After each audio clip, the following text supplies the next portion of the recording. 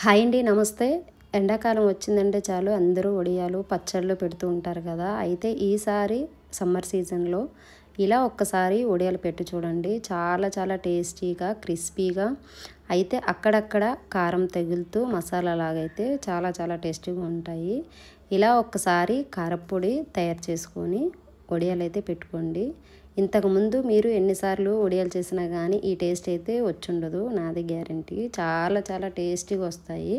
అంతేకాకుండా ఈ వడియాలు అయితే 6 నెలల పాటు పాడవండి. మసాలా బియ్యంతో చేసి వడియాలు ఎలా చేయాలో చూసేయండి.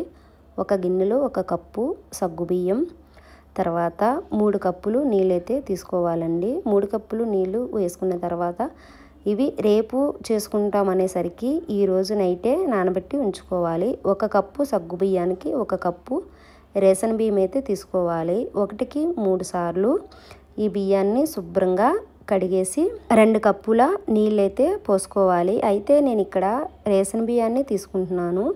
మీరు నార్మల్గా ఇంట్లో వాడుకునే రైస్ అన్న వాడుకోవచ్చండి.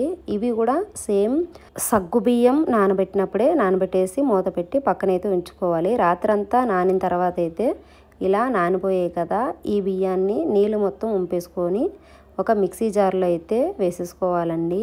మెత్తగా మిక్సీ పట్టుకోవాలి. దోశ పిండి కన్నా మెత్తగా అయితే మిక్సీ పట్టేసుకోవాలి.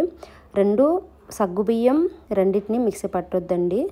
అయితే బియ్యం ఖాళీగా, తర్వాత సగ్గుబియ్యం ఖాళీగాను. సగ్గుబియ్యం కూడా చూసారా చాలా మెత్తగా నానిపోయి ఉన్నాయి. అయితే సగ్గుబియ్యానికి 1 కప్పుకి 3 కప్పులు నీళ్ళైతే పోసుకున్నాను. ఎసరు పోసుకున్న తర్వాత ఆ ఎసరులోనే నానబెట్టి పెట్టుకున్న సగ్గుబియ్యం దాంతోపాటు ఆ నీళ్ళు కూడా పోసేసి ఇలా స్పూన్తోని నలిగేంత వరకు ఉడికించేసి పక్కనైతే ఉంచుకోవాలి. వేరే బాండీలో 1 కప్పు బియ్యానికి 9 కప్పులు నీళ్ళైతే ఎసరు పోసుకోవాలండి.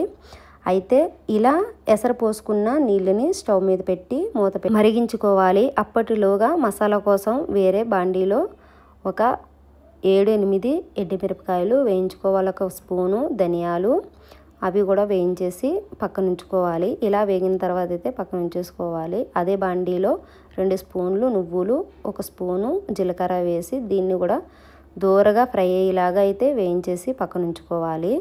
మిక్సీ బౌల్లోనైతే ఎండుమిరపకాయలు, ధనియాలు, ఇలా కొంచెం కట్ చేసిన పుదీనా వేసేసి బరకగా మిక్సీ పట్టేసుకోవాలి.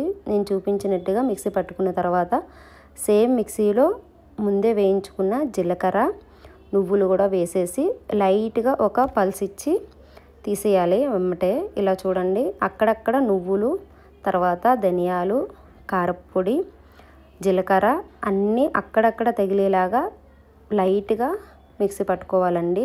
మెత్తగా ఫైన్ పౌడర్లా కాకుండా ఇక్కడ నేను వీడియో క్లిప్లో చూపించినట్టుగా బరకగా అక్కడక్కడ అంటే క్రంచీగా తగిలేలాగా మిక్సీ పట్టి పక్కన ఉంచుకోవాలి. బాయిల్ అవుతున్న ఈ ఎసరులోనైతే ముందే మిక్సీ పట్టుకున్న బియ్యం మిశ్రమం ఉంటుంది కదా, అది పోసేసుకోవాలి. ఇది మిశ్రమం పోసుకునేటప్పుడు మంట సిమ్లో పెట్టి ఈ మిశ్రమం అయితే పోసుకోవాలండి. పోసిన వెంబటే కలుపుకోవాలి, లేకపోతే ఉండలు కట్టేసే అవకాశం ఉంటుంది. కలుపుకున్న తర్వాత ఒక 15 నిమిషాలు కలుపుకున్న తర్వాత అయితే 5 నిమిషాల పాటు చిన్న మంట మీద పెట్టుకొని మూత పెట్టి 5 నిమిషాలు ఉడికించుకున్న తర్వాత మంటని మీడియంలో పెట్టి దగ్గరుండి కలుపుకుంటూ 15 నిమిషాలు ఉడికించుకోవాలి. తర్వాత బిలో మీడియంలో పెట్టి 5 నిమిషాల పాటు మూత పెట్టి ఉడికించుకున్న తర్వాత స్టవ్ ఆపేసి ముందే బాయిల్ చేసుకున్న ఈ సగ్గుబియ్యం మిశ్రమం కూడా నీళ్ళతో పాటు ఈ బియ్యం పిండి మిశ్రమంలో అయితే వేసేసి బాగా కలిపేసుకున్న తర్వాత తగినంత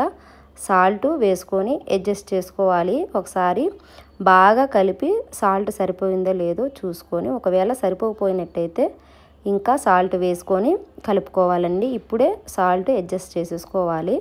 తర్వాత ఇలా మొత్తం కలిపేసుకున్న తర్వాత ముందే మిక్సీ పెట్టుకున్న కారపొడి మిశ్రమం ఉంది కదా, దాన్ని కూడా దీంట్లో వేసేసి బాగా కలిసేలాగా అయితే కలిపేసుకోవాలి. మొత్తం బాగా కలిసిపోయేలాగా కలుపుకున్న తర్వాత అయితే ఎమ్మటే వడియాలు వేసేసుకోకూడదండి. ఎప్పుడైనా సరే వడియాలు వేసుకునేటప్పుడు మూత పెట్టి ఒక 5 నిమిషాల పాటు లైట్గా చల్లారిన తర్వాతే మళ్ళీ ఒకసారి కలుపుకొని ఎంత వేడుందో చూసుకోవాలి. గోరెచ్చగా ఉనేంత వేడైతే సరిపోతుంది. అప్పుడు వేరే బౌల్లో తీసుకోవాలి. అదే వడియాల గిన్నె అంటే వడియాలు వేసుకోవడానికి ఈజీగా మీరు చేతితో పెట్టుకోవడానికి ఈజీగా ఉండే ఒక గిన్నె అయితే తీసుకొని సగం ఆ గిన్నెలో వేసుకోవాలి. ఇలా గరిటె అయితే చిన్న గరిటెతో చూసుకోవాలి, చిన్న గరిటె అయితే తీసుకోవాలి. అలా తీసుకున్న తర్వాత ఈ గిన్నెలోకి ఆ మిశ్రమం సగం వేసుకున్న తర్వాత ఇంకా సగం ఉంటుంది కదా, మీకు ఎంతైతే ఉంటుందో దాన్ని మూత పెట్టి ఉంచుకోవాలి. లేకపోతే పైన డ్రైగా అయిపోయే అవకాశం ఉంటుంది. అందుకోసమని మూత పెట్టి ఉంచుకున్న తర్వాత గిన్నెలో తీసుకున్న మిశ్రమాన్ని గరిట మీరు కొలత చూసుకోవాలి. మీరు ఏ గరిటతో అయితే వడియాలు వేసుకోవాలనుకుంటున్నారో చిన్న గరిట తీసుకోవాలి. వడియానికి సరిపడా గరిట తీసుకొని ఇలా ఒక గరిటి ఒక వడియానికి సరిపోయేలాగైతే చూసుకొని వేసుకోవాలి. వడియాలు మొత్తం మీరు ఎక్కువ పలసగా కావాలంటే అలా వేసుకోవచ్చు. కొద్దిగా స్ప్రెడ్ చేసి దోశ వేస్తాం కదా, సేమ్ అలానే వేసేసుకోవాలి. అయితే నేను ఇక్కడ ఈ వడియాలకి లావటి సగ్గుబియ్యాన్ని అయితే తీసుకున్నానండి. మీరు ఇంత లావుగా కాకుండా పలసగా వడియాలు కావాలనుకుంటే మార్కెట్లో చిన్న సగ్గుబియ్యం నూక దొరుకుతుంది కదా, అవన్నా వాడుకోవచ్చు. నేనైతే ఇలా వడియాలు మొత్తం వేసేసుకున్నాను. ఇది కాటన్ క్లాత్ అండి. క్లాత్ని తడిపేసి గట్టిగా పిండేసిన తర్వాతే వడియాలు వేసుకోవాలి. నేనైతే క్లాత్ మీద వడియాలన్నీ ఈ సైజులో అయితే వేసేసుకున్నానండి. ఇవి ఫ్యాన్ కింద మాత్రమే పెట్టుకున్నాను నేను. ఎండ ఏం అవసరం లేదు, ఏ కాలంలో అయినా చేసుకోవచ్చు. ఎండాకాలం వర్షాకాలం అనే పనే లేదు. ఇది సమ్మర్ సీజనే కాబట్టి ఎండలో అయినా పర్వాలేదు, లేదా ఫ్యాన్ కింద అయినా చక్కగా ఆరిపోతాయి. నేను వేసిన వడియాలు అయితే 2 రోజులు పట్టిందండి ఇలా ఆరడానికి. ఫ్యాన్ కింద పెట్టి ఆరబెట్టాను. అయితే వడియాలు ఆరిన తర్వాత అయితే అలానే తీసుకోకుండా బ్యాక్ సైడ్ ఉంటుంది కదా, అటువైపు తిప్పి కొన్ని నీళ్ళు చిలకరించి తర్వాత తీసుకోవాలి. ఎప్పుడైనా వడియాను తీసేటప్పుడు క్లాత్ని లాగాలి, వడియాను కాదు. వడియాను లాగితే విరిగిపోతాయి. తర్వాత క్లాత్ నుండి సపరేట్ చేసేసుకున్న తర్వాత బాల్కనీలో ఇలా ఒక ప్లేట్లో వేసి పెట్టానండి. ఇలా ఆరడానికి ఒక 2 రోజులు అయితే పెట్టింది. ఇలా ఆరిపోయిన తర్వాత చూడండి చాలా గట్టిగా వడియాలు అయితే ఉన్నాయి, చాలా బాగా ఆరాయి కూడాను. ఇలా ఆరిన వడియాల్ని బాండి పెట్టి బాండిలో నూనె పోసుకున్న తర్వాత నూనె వేడెక్కిన తర్వాత అయితే ఒక్కొక్కటిగా వేయించి చూపిస్తాను చూడండి. నేనైతే చిన్న బాండి పెట్టాను కాబట్టి ఒక్కొక్కటి వేసి చూపిస్తున్నాను. ఒకవేళ పెద్ద బాండి పెట్టినట్టయితే మీరు ఒక 5-6 అయితే వేయించేసుకోవచ్చు. ఇప్పుడు నేను వేయించే వడియం అయితే చూడండి డబల్ సైజులో అయితే వచ్చింది. బాగా పొంగాయి కదా. 1 కప్పు బియ్యానికి 1 కప్పు సగ్గు బియ్యం వేయడం వల్ల ఇలా పొంగాయండి. అంటే 2-3 కప్పులు బియ్యానికి 1 కప్పు సగ్గు బియ్యమే వేస్తారు అందరూను.